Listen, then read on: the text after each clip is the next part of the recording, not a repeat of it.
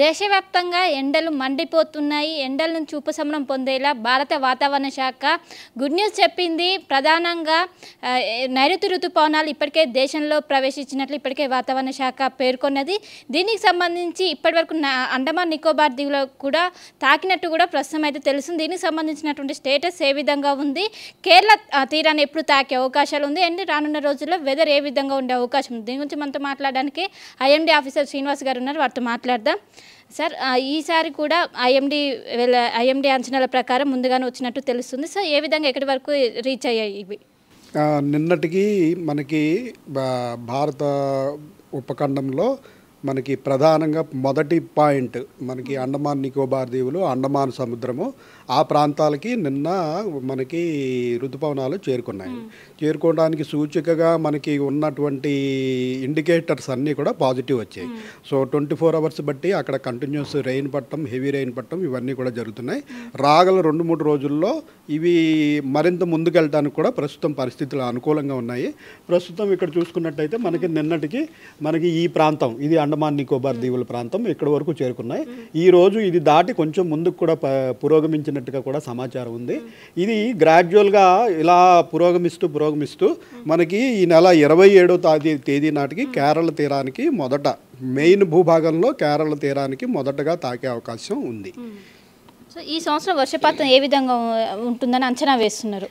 ఈ సంవత్సరం వర్షపాతం కూడా మన నార్మల్ యావరేజ్ వర్షపాతం కంటే ఒక 5-10% ఎక్కువ ఉండొచ్చనే ప్రస్తుతం మనకి ఇండికేషన్స్ తెలుస్తున్నాయండి. గత సంవత్సరం కేరళ తీరాన్ని మీరు అంచనా వేసిన దానికన్నా 2 రోజుల ముందుగానే వచ్చింది.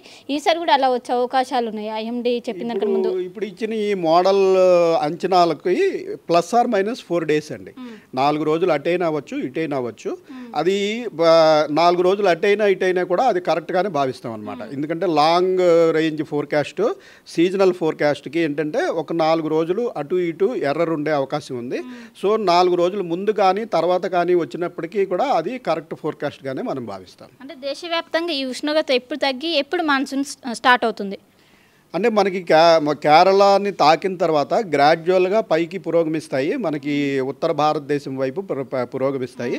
మన తెలంగాణ ప్రాంతానికి జూన్ 2వ వారానికి చేరుకుంటాయి. నార్మల్గా ఏంటంటే మాన్సూన్ చేరుకోకపోయినట్టయితే ఈ క్లౌడింగ్ లేకపోవడం వల్ల యాక్చువల్గా మనకి భూమి సూర్యునికి దగ్గరగా ఉంటుంది ఈ సమయంలో. సో టెంపరేచర్లు బాగా ఎక్కువగానే ఉండే అవకాశం ఉంటుంది. కానీ మాన్సూన్ వచ్చినప్పుడు ఏంటంటే తేమగాళ్ళు విస్తృతంగా రావడం వల్ల మనకి బాగా క్లౌడీనెస్ వచ్చేసి మనకి టెంపరేచర్ నుంచి మనకి ఉపశమనం కలుగుతూ ఉంటుంది. ఈసారి కూడా మనం ముందుగానే వస్తాయి. ఒక నార్మల్ ఆన్సెట్ 1వ తారీఖు జూన్ కంటే 4 రోజులు ముందుగానే మనం ఎక్స్పెక్ట్ చేస్తున్నాం. కాబట్టి జూన్ 2వ వారానికి మనకి టెంపరేచర్లు కూడా తగ్గే అవకాశం ఉంది.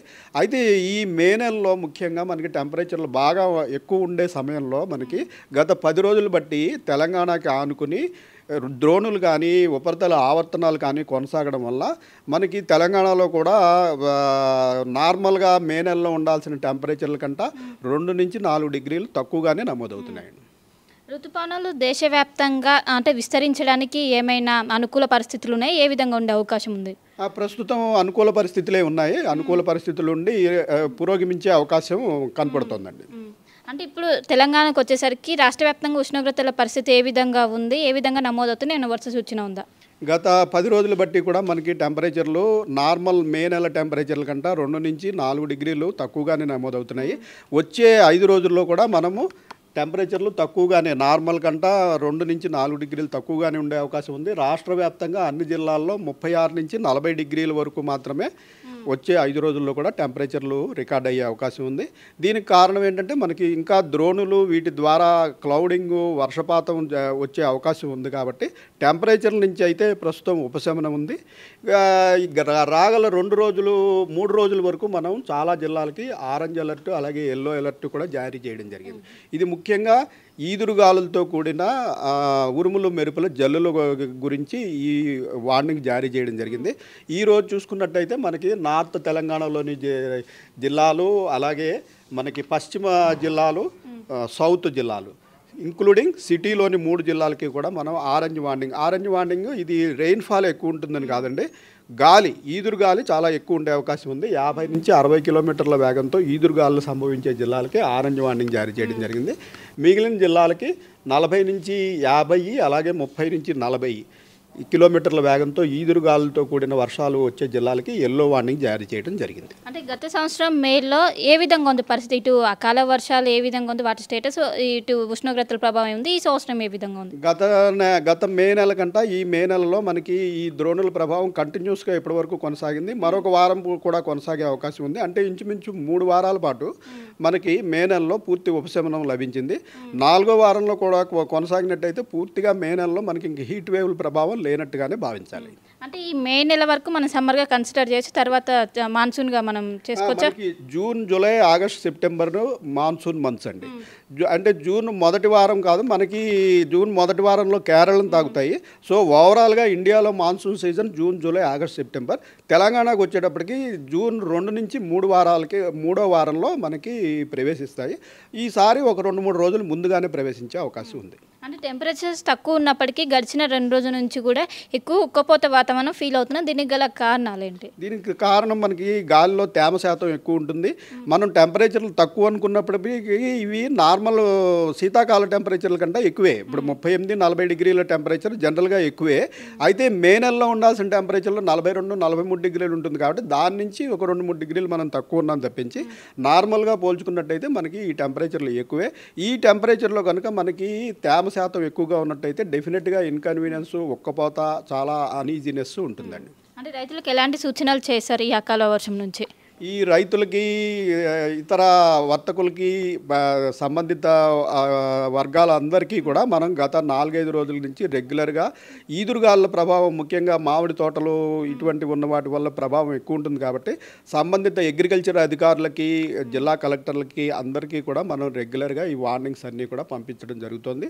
అలాగే వివిధ ప్రసార మాధ్యమాల ద్వారా, వాట్సాప్ గ్రూపుల ద్వారా వివిధ వర్గాలందరినీ కూడా, సంబంధిత వర్గాలందరినీ కూడా మనం హెచ్చరించడం జరుగుతుంది. సాయంత్రం ఏమైనా రెయిన్స్ కురిసే అవకాశం ఉందా రాడార్ సిస్టమ్ నుంచి? ఒకసారి ఈరోజు మనం ఈ జిల్లాల్లో మనం రెయిన్ ఎక్స్పెక్ట్ చేస్తున్నాము. ఆల్రెడీ మనకి బోర్డర్ కర్ణాటకలో నుంచి క్యూములోనింబస్ మేఘాలు మన వైపు ప్రయాణిస్తున్నట్టుగా మనకి సంకేతం జరుగుతుంది. అయితే ఇవి చాలా చిన్న చిన్న క్లస్టర్స్ కింద ఉన్నాయి. ఇవన్నీ కూడుకుని సాయంత్రం, రాత్రి నాటికి మనకి ఈ భాగంలో మనం ఇప్పుడు ఇచ్చిన ఆరెంజ్ వార్నింగ్ ఇచ్చిన జిల్లాలన్నింటిలో కూడా ఈదురుగాలతో కూడిన ఉరుములు, మెరుపులు, జల్లులు పడే అవకాశం కనిపిస్తుంది. ఈ రోజు రేపు కూడా ఉంది వార్నింగ్. ఈ రోజు రేపు 3 రోజుల పాటు వార్నింగ్ ఉంది. అయితే ఈ క్యూములోనింబస్ మేఘాల వల్ల ఏంటంటే కంటిన్యూస్ రెయిన్ ఉండదు. ఒక 2-3 గంటలు వర్షం కురిసిన తర్వాత మొత్తం అంతా క్లియర్ అయిపోతుంది. మళ్ళీ మొన్నాడు ఎండగా వస్తుంది. మళ్ళీ మొన్నాడు మధ్యాహ్నం, సాయంత్రం టెంపరేచర్లు పెరిగిన తర్వాత మళ్ళీ ఈ క్యూములోనింబస్ మేఘాలు ఏర్పడే అవకాశం ఉంటుంది. సో మొత్తం మీద ఇప్పటికే నైరుతి ఋతుపవనాలు ఇప్పటికే అండమాన్ నికోబార్ దీవులను ప్రవేశించాయి. జూన్ మొదటి వారంలో కేరళ తీరాన్ని తాకే అవకాశాలు ఉన్నట్లు ఒకవైపు వాతావరణ శాఖ అధికారులు అంచనా వేస్తున్నారు. ఇంకోవైపు తెలంగాణలో భిన్న వాతావరణ పరిస్థితులు కొనసాగుతున్నాయి. ముఖ్యంగా మధ్యాహ్నం వరకు మండుటెండలు, అనంతరం ఒక్కసారిగా వాతావరణం చేంజ్ అయ్యి ఉరుములు, మెరుపులతో కూడినటువంటి భారీ వర్షం నమోదవుతుంది. ముఖ్యంగా ద్రోణుల ప్రభావంతో ఈ వర్షాలు నమోదవుతున్నాయి. అంటే వచ్చే 3 రోజుల పాటు కూడా ఈ ద్రోణి ప్రభావం ఉంటుంది. ముఖ్యంగా రైతులు చాలా జాగ్రత్తగా ఉండాలి. ఈ నెల జూన్ మొదటి వారంలోనే కేరళను తాకే అవకాశం ఉంది. ఈసారి వర్షపాతం అధికంగా ఉండే అవకాశాలు ఉన్నట్లు కూడా ఒకవైపు వాతావరణ శాఖ అధికారులు అయితే అంచనా వేస్తున్నారు. కెమెరా పర్సన్ కోటితో కలిసి శిల్పాటుగా హైదరాబాద్. ఇండియా పాకిస్తాన్ ఉద్రిక్తతలపై లేటెస్ట్ అప్డేట్స్ కోసం డౌన్లోడ్ చేసుకోండి RTV లైవ్ యాప్.